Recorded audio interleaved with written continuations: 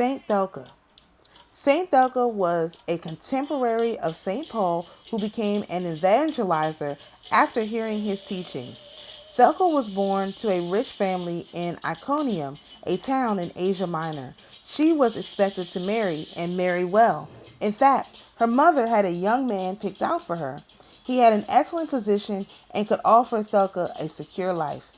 This was important in Thecla's day because an unmarried woman could find herself with no support and no money.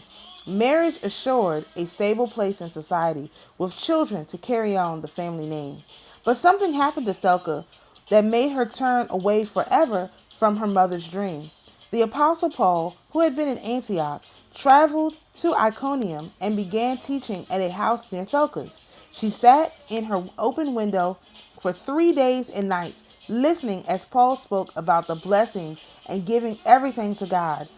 Thecla decided not to marry and to devote her life to Jesus Christ. Her fiancé, Thamiris, was furious and complained to the local governor that Paul was a bad influence. Because Thamiris was so prominent, Paul was arrested and imprisoned.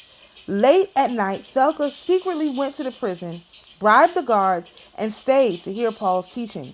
When her family found her, they turned her and Paul over to the authorities. Paul was driven from the city, and Thecla was sentenced to death. Her mother was so angry at her daughter's disobedient madness that she would not intervene. Thecla was tortured, but God delivered her from death. She found her way to Antioch and soon met Paul there. She helped him preach, and together they did good work for the Lord. But once again, a powerful person, this time the city governor, tried to turn Thecla towards marriage. When she hurt his pride by refusing, he denounced her to the authorities. She was arrested and sentenced to die in the arena.